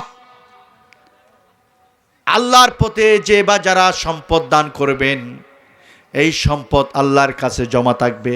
কেউ যদি 1 টাকা এই মাহফিলের জন্য যদি দিয়ে থাকেন, এই 1 টাকা ব্যর্থ যাবে না, এই 1 টাকা আল্লাহর ব্যাংকে জমা হবে। কেউ যদি এতিমখানাতে, মসজিদে দান করেন, এই টাকা কখনো ব্যর্থ হবে না। আপনার যত টাকা আপনার দান করেছেন, যতগুলো দান করেছেন, সমস্ত টাকা আল্লাহর কাছে জমা থাকবে। কিয়ামতের ময়দানে আপনি যখন আমলনামা আপনার হাতে পাবেন তখন দেখবেন অনেকগুলো দান করেছেন, এই দানের সওয়াব আল্লাহ রাব্বুল আলামিন বহুগুণে আপনাকে রিটার্ন দিয়েছে। সুবহানাল্লাহ বিহামদি। বহুগুণে আপনাকে দান করেছেন। সুবহানাল্লাহ বিহামদি। একজন সাহাবীর নাম বলি, আব্দুদ দাহদা সাবিত আল আনসারি। অনেক কঠিন নাম। আল্লাহ রাসূল মসজিদে নববীতে ঘোষণা দিয়েছেন, ওয়ামান ইউকরিদুল্লাহ করদান হাসানা। আল্লাহ রাব্বুল আলামিন, ওগো সাহাবী, তোমাদের পক্ষ থেকে কর্জায়ে হাসানা চাচ্ছেন। কর্জায়ে হাসানা কে চাচ্ছেন? কার প্রয়োজন? আল্লাহ কর্জ টাকা চাচ্ছেন। দেখেন ঘোষণা দিয়েছেন কে? মুহাম্মদ রাসূলুল্লাহ সাল্লাল্লাহু আলাইহি ওয়াসাল্লাম। আমি আপনাদেরকে একটু কষ্ট দিই, এই কষ্টকে আপনারা মাহফিলের সাথে করতে রাজি আছেন? একটু জিকির করবেন আর এই ফাঁকা জায়গাগুলো একটু সামনের দিকে যদি আসেন সবাইকে দেখতে সুন্দর লাগবে। আপনারা একেবারে ফাঁকা ফাঁকা হয়ে বসে আছেন, যার কারণে দেখতে সুন্দর লাগতেছে। এটা মাহফিল, এই মাহফিলের চতুর্পাশে ফেরেশতারা আছে। মনে করবেন মাহফিলের চতুর্পাশে ফেরেশতারা আছে, এটা হাদিস। একটু জিকির করেন, সবাই সামনের দিকে একটু মেহেরবানি করে আসেন। লা ইলাহা ইল্লাল্লাহ লা ইলাহা, আসেন আসেন মেহেরবানি করে আসেন, সওয়াব পাবেন। লা ইলাহা ইল্লাল্লাহ লা ইলাহা ইল্লাল্লাহ লা ইলাহা লা ইলাহা ইল্লাল্লাহু মুহাম্মাদুর রাসূলুল্লাহ সাল্লাল্লাহু আলাইহি ওয়াসাল্লাম। আল্লাহ রাসূল বলেছেন মসজিদে নববীতে, আল্লাহ তাআলা তোমাদের কাছ থেকে কর্জে হাসানা চাচ্ছেন। একজন সাহাবী দাঁড়িয়ে গেলেন, ইয়া রাসূলুল্লাহ, আমি আল্লাহকে কর্জে হাসানা দেওয়ার জন্য রাজি আছি, তবে আমার একটা কথা আছে, সেই কথাটি হলো আমি কর্জে হাসানা দেব, কিন্তু আল্লাহ রাব্বুল আলামিন আমাকে কি দেবেন? সুবহানাল্লাহ বলবেন না? তখন আল্লাহ রাসূল হঠাৎ করে ওই সাহাবীর প্রশ্নের কারণে তিনি চুপ হয়ে থাকলেন। আল্লাহ রাসূল যখন চুপ হয়ে গেলেন, সাথে সাথে আল্লাহ রাব্বুল আলামিন জিবরাইলকে পাঠিয়ে দিলেন, ওগো জিবরাইল, তুমি গিয়ে বলো যে ব্যক্তি আমি আল্লাহকে কর্জে হাসানা দেবে, আমি রাব্বুল আলামিন বিনিময়ে তাকে জান্নাত দেব। সাহাবী পাগল হয়ে গেছে। কি লাভ করার জন্য? সাহাবী কি লাভ করার জন্য পাগল হয়ে গেছে? জান্নাত লাভ করার জন্য পাগল হয়ে গেছে। কারণ তার জীবনের, আমাদের জীবনের লক্ষ্য উদ্দেশ্য যদি জান্নাত হয়ে থাকে, আর আল্লাহ রাব্বুল আলামিন যদি আমাকে বলে, বান্দারে তুমি আমাকে কর্জে হাসানা দাও, আমি তোমাকে জান্নাতে ঢুকাইয়া দেব, আল্লাহ যদি এইভাবে ঘোষণা দেয়, তাহলে নিজের সমস্ত সম্পদ যদি আল্লাহকে কর্জে হাসানা হিসেবে দিয়ে দিই, যদি আমার কিসমতে যদি জান্নাত থাকে, জান্নাত লাভ করতে পারি, আমাদের মধ্যে কি কোনো দুঃখ থাকবে? থাকবে? থাকবে না। সাহাবী কি করলেন জানেন? এই সাহাবী আল্লাহ রাসূলের সামনে গেলেন, যাওয়ার পরে বললেন, ইয়া রাসূলুল্লাহি, আমার একটি খেজুরের বাগান আছে, আমার বাগানের ভিতরে 100 খেজুর গাছ আছে, বাগানের মাঝখানে আমার একটি ঘর আছে। ইয়া রাসূলুল্লাহি, আল্লাহ রাব্বুল আলামিন যদি কর্জে হাসানার বিনিময়ে আমাকে যদি জান্নাত যদি দেয়, তাহলে আমি আমার বাগানটি আমার ঘর সহ কর্জে হাসানা হিসেবে ইয়া রাসূলুল্লাহি জান্নাতের বিনিময়ে তোমার হাতে তুলে দিলাম। সুবহানাল্লাহ। বাগান দান করে দিয়েছেন আল্লাহ রাসূলকে কর্জে হাসানা হিসেবে। এই সাহাবী দৌড়ে দৌড়ে বাড়িতে চলে গেলেন। যাওয়ার পরে নিজের স্ত্রীকে বললেন, আমার মায়ের আপনারা শুনুন। নিজের স্ত্রীকে বললেন, ওগো আব্দুল্লাহর মা, ঘর থেকে বের হয়ে আসো। স্ত্রী বলে, কেন? তুমি তো এভাবে কোনোদিন বলো নাই। হঠাৎ করে বাড়ির দরজার সামনে এসে, উঠানের মধ্যে এসে ডাক দিয়ে বলতেছো, আব্দুল্লাহর মা তবে। স্ত্রীকে বললেন, ওগো আমার স্বামী, তুমি এমন কি কাজ করে এসেছো আমাকে একটু বলো, এমন কি কাজ করে এসেছো আমাকে বলো। স্ত্রীকে আব্দুদ্দাহদা সাবেত আল আনসারী বললেন, ওগো আমার স্ত্রী, আল্লাহর রাসূল মসজিদে নববীতে ঘোষণা দিয়েছেন, তোমাদের মধ্যে এমন কে আসো আল্লাহকে কর্জে হাসানা দেওয়ার মতো। তখন আল্লাহর কথা অনুযায়ী আল্লাহর রাসূল আমাদেরকে বলেছেন, যদি কর্জে হাসানা দাও তাহলে বিনিময়ে আল্লাহ জান্নাত দেবেন।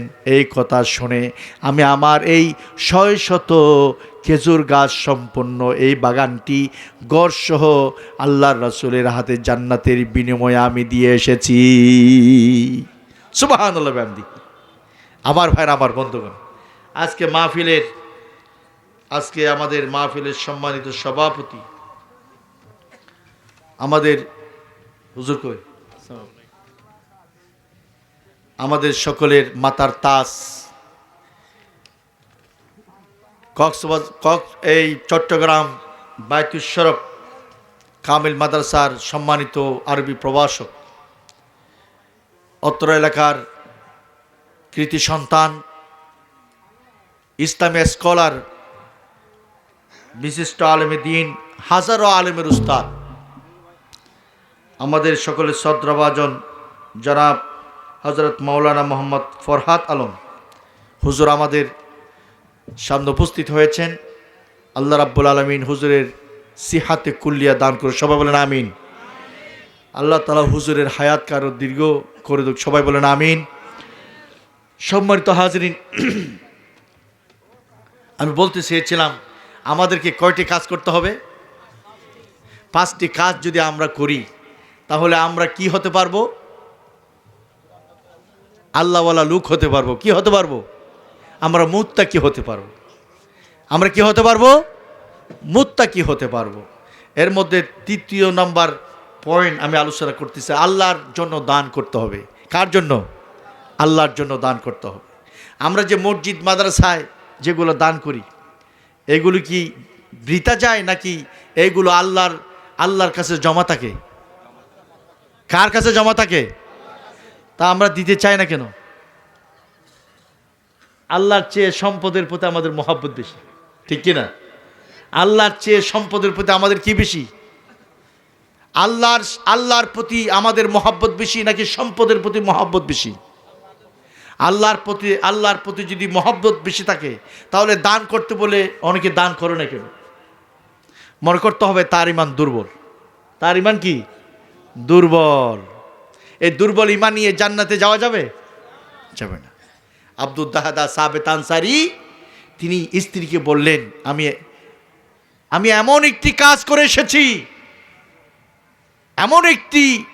আমি আমল করে এসেছি যে আমলের কথা তুমি শুনলে খুশি হয়ে যাবে। সুবহানাল্লাহ। বান্দি কি করেছেন? নিজের বাগান, ঘর, এ সব কিছু আল্লাহর রাস্তায় তিনি দান করে এসেছেন। সুবহানাল্লাহ। বান্দি আমার ভাইরা, আমার বন্ধুগণ, তাহলে দান করলে জান্নাত পাওয়া যায়। কি পাওয়া যায়? জান্নাত পাওয়া যায়। সাহাবীরা দান করেছেন, যেমন আমাদের নবী মুহাম্মদুর রাসূলুল্লাহ সাল্লাল্লাহু আলাইহি ওয়াসাল্লামের বিশিষ্ট সাহাবী ছিলেন হযরত আবু বকর সিদ্দিক। নাম শুনেছেন? বল, রাদিয়াল্লাহু তাআলা আনহু।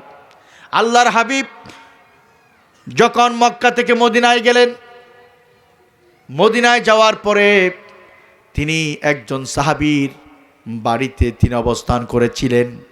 সেই সাহাবীর নাম হলো আবু আইয়ুব আনসারী রাদিয়াল্লাহু তাআলা আনহু। আল্লাহর হাবিব ওই বাড়িতে রাত যাপন করেছিলেন। রাত যাপন করার পরে যখন সকালবেলা হলো, বাড়ি থেকে বের হলেন, সাহাবীদেরকে ডাকলেন আর বললেন, ওগো সাহাবী, তোমরা নামাজ পড়ো কোথায়? তখন সাহাবীরা বললেন, আমরা বাড়িতে নামাজ পড়ি, এইখানে কোনো মসজিদ নাই, এইখানে কোনো মসজিদ নাই।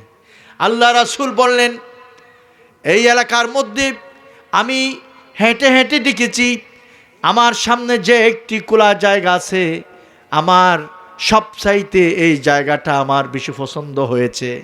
এই জায়গাটি কার? তখন একজন সাহাবী আল্লাহ রাসূলকে বললেন, ইয়া রাসূলুল্লাহি, এই জায়গাটা দুজন এতিমের। আমার ভাইরা, আমার বন্ধুগণ, সাহাবী বলেছেন দুজন এতিমের। আল্লাহ রাসূল বলেছেন, এতিম দুইজনকে ডাকো। এতিম দুইজনকে ডাকা হলো। তখন আল্লাহ রাসূল বলেছেন, ওগো এতিম, এই জায়গাটা আমার বেশি পছন্দ হয়েছে, তোমরা কি মসজিদ বানানোর জন্য এই জায়গাটা আমাকে দান করবে? এতিম দুইজন বললেন, ইয়া রাসূলুল্লাহি, আমরা এতিম, আমাদের মা নাই, আমাদের বাবা নাই, শুধুমাত্র এই জায়গাটা আছে। এই জায়গাতে অনেক ব্যবসায়ীরা খেজুর শুকায়, আবার এমন অনেক ব্যবসায়ী আছে এই জায়গাতে উট বাঁধে, দিন রাত উট এইখানে বাঁধে, 2-3 দিন পরে চলে যায়। যাওয়ার সময় আমাদেরকে কিছু টাকা পয়সা দিয়ে যায়। আর যারা খেজুর শুকায়, খেজুর শুকানোর পরে তারা আমাদেরকে কিছু টাকা পয়সা দিয়ে যায়, এইগুলো দিয়ে আমরা জীবন যাপন করি। আসলে আমাদের জীবন যাপন করার মতো কোনো আমাদের অর্থ ব্যবস্থা নাই, কোনো টাকা পয়সা নাই। আমার ভাইয়ের, আমার বন্ধুগণ, আল্লাহর হাবিব বলেছেন, তাহলে তোমরা একটা কাজ করো, এই জায়গার মূল্য নির্ধারণ করো। আমাদের পক্ষ থেকে টাকা দিয়ে পয়সা দিয়ে আমরা কিনে নেব। এই জায়গাটা আমার বেশি পছন্দ হয়েছে, এই জায়গাটা আমি একটা মসজিদ বানাতে চাই। সুবহানাল্লাহ বলেন। এই কথা শুনেছেন সৈয়দনা আবু বকর সিদ্দিক রাদিয়াল্লাহু তাআলা আনহু, তিনি আল্লাহ রাসূলের সাথে ছিলেন। আমার ভাইয়ের, আমার বন্ধুগণ, 10 দিরহাম দিয়ে, কয় দিরহাম? 10 দিরহাম দিয়ে জায়গাটা কিনে নেওয়ার জন্য উভয় পক্ষ তারা পরামর্শ করল। 10 দিরহাম দিয়ে ঠিক করা হলো। এরপরে আল্লাহ রাসূল 2 জন এতিমকে ডাকলেন, বললেন, নিয়ে যাও 10 দিরহাম। আল্লাহর হাবিব পকেটের মধ্যে হাত ঢুকিয়ে দিলেন। আমার ভাইয়ের, আমার বন্ধুগণ, হাত যখন পকেটের মধ্যে ঢুকালেন, সাথে সাথে আবু বকর সিদ্দিক রাদিয়াল্লাহু তাআলা আনহু আস্তে করে এসে হাত চিপে ধরলেন, হাতটি চিপে ধরলেন। ইয়া রাসূলুল্লাহ, এই জায়গা আপনি এই জায়গা কিনে নেবেন, ঠিক আছে, দাম দর করেছেন, দাম ঠিক করেছেন, ঠিক আছে, কিন্তু এই জায়গাটা আপনি কিনে নেবেন, কিন্তু এই জায়গার মূল্য পরিশোধ করব আমি আবু বকর। সুবহানাল্লাহ বলেন। আমার ভাইয়ের, আমার বন্ধুগণ, হযরত আবু বকর সিদ্দিক রাদিয়াল্লাহু তাআলা আনহু ওই জায়গার মূল্য বাবদ 10 দিরহাম 2 জন এতিমকে প্রদান করলেন। সুবহানাল্লাহ বিহামদিহি। দান কাকে বলে? যেখানে যে মুহূর্তে দান করার সুযোগ পেয়েছে তারা দান করেছে। সুবহানাল্লাহ বিহামদিহি। আমার ভাইরা, আমার বন্ধুগণ, ওই মসজিদ কোন মসজিদ জানেন?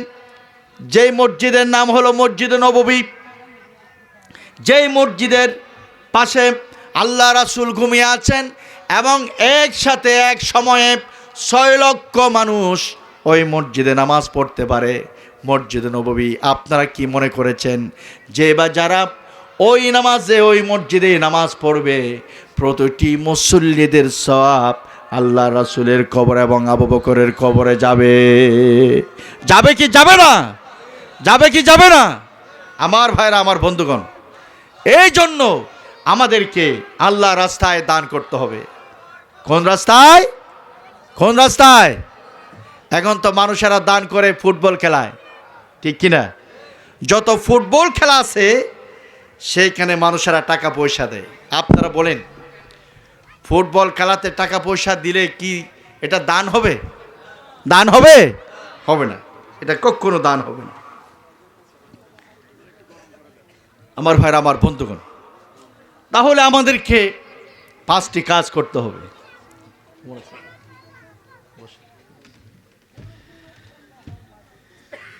আমাদেরকে কয়টি কাজ করতে হবে? 5টি। 3য় নাম্বার হচ্ছে আল্লাহর পথে দান করতে হবে। কোন পথে? আল্লাহর পথে। আল্লাহর পথে কারা কারা দান করবেন? হাত তুলেন। সবাই করবেন তো? হাত নামান। ফুটবল খেলায় কারা কারা দান করবেন? হাত তুলেন। ফুটবল খেলায় কেউ যদি টাকা পয়সা দেয়, এটা কি দান হবে? দান হবে? হবে না। এই জন্য কোরআনের মাহফিলে যদি টাকা পয়সা দেন, এটা দান হবে, সদকার সওয়াব হবে। কিন্তু ফুটবল খেলা যদি কেউ টাকা পয়সা ব্যয় করে, বলি খেলা, ফুটবল খেলা, তাহলে ওই টাকা পয়সার বিনিময়ে আপনি কিছুই পাবেন না, ঠিক কিনা? এরপরে আল্লাহর পক্ষ থেকে যত আসমানি কিতাব দুনিয়াতে নাজিল হয়েছে, আসমানি কিতাবের উপর বিশ্বাস স্থাপন করতে হবে। কয় নাম্বার? 4 নাম্বার। 5ম হচ্ছে আখিরাতের প্রতি বিশ্বাস স্থাপন করতে হবে। একদিন দুনিয়া থেকে আমাদের সকলকে চলে যেতে হবে। এটা আসল জায়গা নয়, আসল জায়গা হচ্ছে আখিরাতে। আসল জায়গা কোথায়? আখিরাতে। আখিরাতের প্রথম মঞ্জিল হচ্ছে কবর। আখিরাতের প্রথম মঞ্জিল কি? কবর। এই কবরে 3টি প্রশ্ন করা হবে। কয়টি প্রশ্ন? 1 নাম্বার বলেন তো, বলেন সবাই। দু একজন বলেছেন, সবাই বলেন। এটার উত্তর কি হবে? এটার অর্থ হচ্ছে তোমার রব কে? বলেন আমাদের রব কে? আমাদের রব হচ্ছে আল্লাহ। এই রব শব্দের অর্থ কি বলেন, একজন বলেন। দেখছেন, রব শব্দের অর্থ আল্লাহ। রব শব্দের প্রকৃত অর্থ হচ্ছে মালিক। আমাদের এই বিশ্বজাহানের একমাত্র মালিকের নাম কি?